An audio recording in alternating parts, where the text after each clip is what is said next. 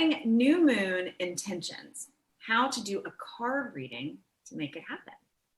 That is what Pixi is going to teach us today on this Woo Woo Wednesday. But first, I would love for you to check and see, are you a subscriber yet? If not, go ahead and click that subscribe button and the little bell so that you know whenever we drop a gift like this right in your feed. All right, Pixi, so we've done recently, we did a video about the different moon cycles and what they all mean. And one of the things that you said is, new moon is really a resting time, kind of that pause. So how do you use, and you said that in the waning moon, you like to use divination. So how do you use card readings to help inform an intention for that new moon period? Sure. So this is something, it depends on my energy that month. Sometimes on the new moon specifically, I'll pull some cards just to be able to set a very clear intention that I am receiving. So I'm not really having to do anything. I don't even have to set the intention that day. It's just kind of to get some clarity and to receive some guidance from the universe. Or I might do this actually the day after if I'm really feeling like I want to just take the new moon off. I'll do it the next day to really get clear and start to actually set those intentions. So listen to your energy, your guidance, and whatever you're meant to do that month. Okay, that's great. Because you had said on the new moon, you really like to have no action. So I was wondering how this fit in with that. So that answers that question. Yeah. To me, it's just more of like being open and receptive rather than me having to do anything from it, but just being open. So that's so hard for so many people because we like to be in action and doing stuff. And it's really hard for we mere humans to swallow that it's not all about us. All about actions too. Oh, I'm right there with you. But these practices really help me to like come back to that. So yeah. But I was gonna say, if you want to grab your notebook or something, or a pen, or your phone, always have it. I actually have my notes right here of what I wanted you to write down. So on the new moon or the day after, I'm picking about 6 cards just to, again, get some clarity around things. So pick your favorite oracle deck or tarot deck, and you can work with that. I love working with the Star Child Tarot. So that's what I work with most months. The first question and the first card that you're going to pull is, how can I enhance my perceptions of the world around me? How can I enhance my perceptions of the world around me? And this just opens me up to be able to look at things from a different perspective and really helps me to change my mindset for whatever I'm wanting to manifest this month or whatever I'm working on or having a difficulty with. That's so great because it automatically, the first question predisposes you to releasing control and asking that question instead of, I want to enhance it and I'm going to figure out how. It's how. Yeah. That's great. Thank you. All right. Starting with yourself is so important. Number 2 is, what am I most curious about right now? That helps me on a level because I have so many different interests and so many different things I want to manifest. It helps me get into alignment with, okay, but what right now? Like which thing right now? So what am I most curious about right now? Questions about that? I just love the word curious. And I think that if more of us on a practical level used curiosity every day, we'd be much happier and we'd have better communication. Yeah, oh, I love that. I have someone I follow and she's like, I'm open to being curious today. And I just love that word. Well, think about the way that we interact with little kids. Because we interact with adults much differently than little kids. And I think that that's a mistake. We interact with little kids and say, oh, we know exactly what they're doing. We know that they have the red crayon. Well, what color crayon do you have? And it's all a questioning type of a thing to engage them because they're in that really cool learning state and they like teaching you too. And so it's a way to bond. And so if we could turn that on a little bit, not in a demeaning, pandering sort of a way, talking to an adult, like you would really speak to a child, but take that energy of curiosity. I mean, it can really skyrocket the effectiveness of relationships personally and business all around. Yeah, it's just you have more of a connection for sure because you you are invested and you have that heart space open to be like, okay, well, what's your perception? Really? Yeah, you use the word open a lot, so I want everybody to notice that. Open, open.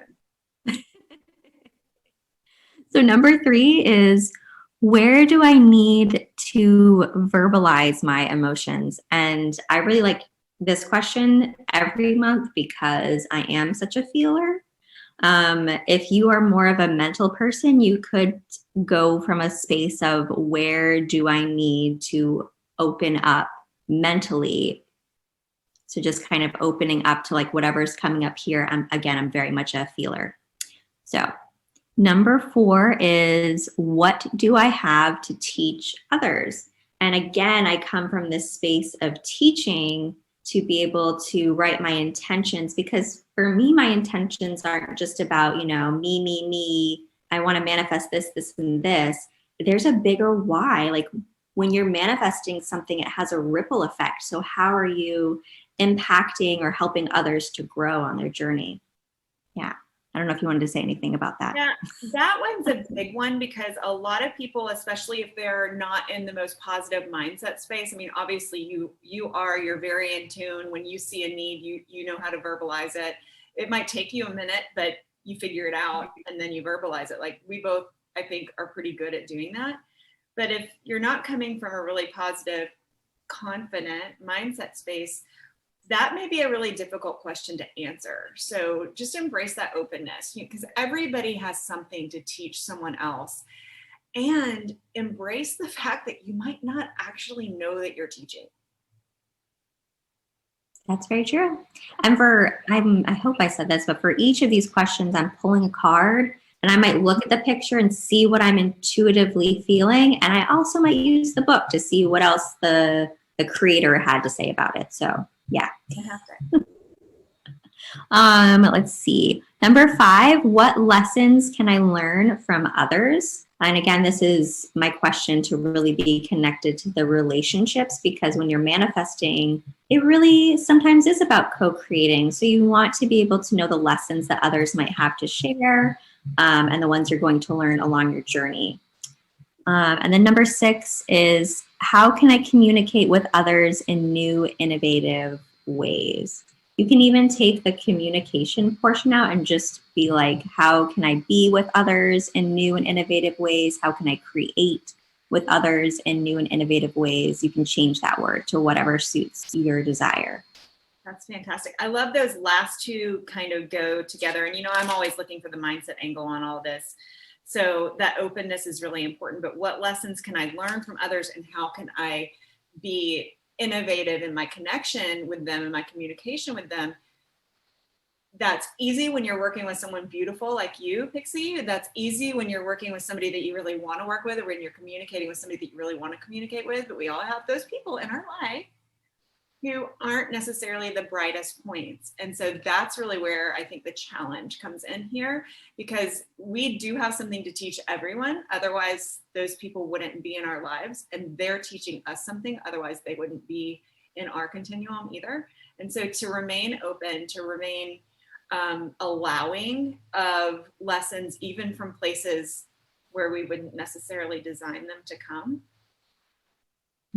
be open to that. I can't wait to do this, actually, because I can't wait to see what I'm instructed to do with that, because there are some difficult people in all of our lives, and it kind of makes me excited to see if if I can become in line with the purpose of their meaning for me. This is a great exercise also, because, like, as I said, when you're creating, when you're manifesting, you're having a ripple effect. But also, I want you to be open on your practice, and if there's other questions you want to ask, come up with 6 of your own that really resonate. Whether you're starting with how can I change my perception, and then how can I create with other people, or how can I stay open to my journey? What practices do I need to do? Stay open to kind of recreating this little version of 6 questions and make it fit your path. Now, I do have a question. What's magical about the number 6 here? So 6, for me, it just feels like transformative. I know a lot of times when I've seen the number 6, it's about like looking at things from a different way. And so I use that number to really activate that looking at things from a different way each and every month so that I'm able to grow exponentially. Okay. All right. I just didn't know if it had anything to do with the divine feminine energy, because it's new moon and that's birth, and that really is a feminine and energetically feminine time. So that's why I was like, hold on, wait a minute. There's 6 If you want to tap into that and you want to go bigger with like the divine feminine energy, go to a number 9, ask 9 questions. Okay. Yeah. Fantastic. All right. Well, thank you so much. If this has been of help to you, I know it has. Give us a thumbs up so that we know, because that helps us know to do more things like this. If you give us that thumbs up. And if you're not already a subscriber, go ahead and hit that button and the bell next to it so that you know the next time that we drop a video like this to help you be more in tune with yourself. Yeah. Thank you.